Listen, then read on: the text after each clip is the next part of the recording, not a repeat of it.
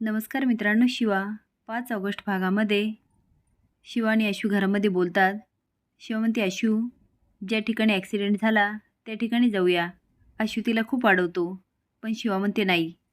हे सगळं त्यांचं बोलणं सुहासने ऐकलेलं असतं आणि तो त्यांचा ॲक्सिडेंट घडवून आणतो. शिवाच्या पायाला लागतं, पण दोघांनाही कळून चुकतं की ॲक्सिडेंट कुणीतरी घरच्यांनी घडवून आणला. ते घरी येतात, पण कुणाला काहीच सांगत नाही. आता सुहास निश्चिंत होतो आणि शांताला सांगतो. शांता त्याच्यावर जाम भडकते. सुहास म्हणतो, अगं त्यात काय झालं, आणि मी ॲक्सिडेंट घडवला हे कोणाला काय कळणार आहे. शांता म्हणते, ए सुहास, तुझं डोकं फिरलं आहे का? अरे ते दोघंजणं घरात बोलत होते आणि तू त्यांना मारायचा प्रयत्न केला. आता त्यांना कळणार नाही का? सुहास म्हणतो, छे, त्यांना काय कळणार आहे. शांता त्याच्यावर जाम भडकते. सुहास म्हणतो, ठीक आहे ठीक आहे, करतो काहीतरी. आशू आणि शिवाला पोलीस स्टेशनला गेल्यानंतर कळतं, ड्रायव्हरला ज्या नोटा दिल्या गेल्या त्या तुमच्या घरातूनच आल्या होत्या आणि त्याच्या अकाउंटला जे पैसे आले ते पण तुमच्या घरातूनच आले. हे ऐकून शिवा आणि आशू हादरतात. शिवा म्हणते, आमच्या घरातून? आशू म्हणतो, त्याचं नाव काय आहे, कुणी त्याला पैसे टाकले? इन्स्पेक्टर म्हणतात, तुमची बहीण कीर्ती. शिवा बोलते, मला वाटलंच होतं. आशू, मी तुला बोलले होते ना, पण तू नाही म्हणला. आशू म्हणतो, नाही, कीर्ती असं कधीच करणार नाही. हे जे काय केलं असेल ना ते सुहासने. मी तुम्हाला बोललो होतो, तो माणूस अजिबात चांगला नाही.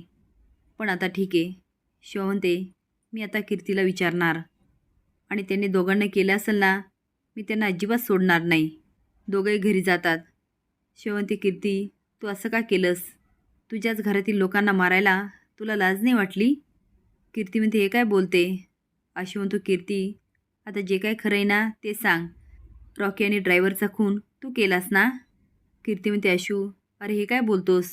तुला वाटतं का तुझी बहीण असं काही करेल? आशू म्हणतो, नाही, पण आता माझा कुणावर विश्वासच नाही आहे. तरी पण माझं मन सांगतं तू हे केलं नसेल.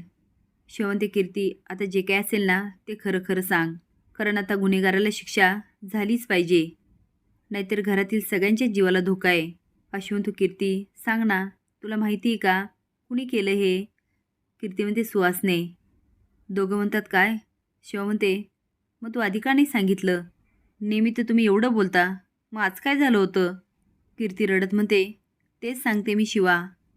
त्याने मला धमकी दिली होती, मला मारायची, आपल्या घरातल्यांना मारायची.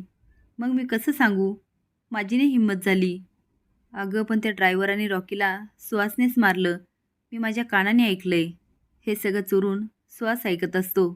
शिवा म्हणते, आता सुहासच या सगळ्यांची उत्तरं देईल. सुहास पळणार तेवढ्या त्याच्या पायाने फ्लॉवरपॉट खाली पडतो आणि आता तिघं पण बघायला लागतात. सुहास एवढा गोंधळतो, पळावं की थांबावं त्याला काहीच कळत नाही. असेच नवीन अपडेट जाण्यासाठी लाईक आणि सबस्क्राईब करा. धन्यवाद.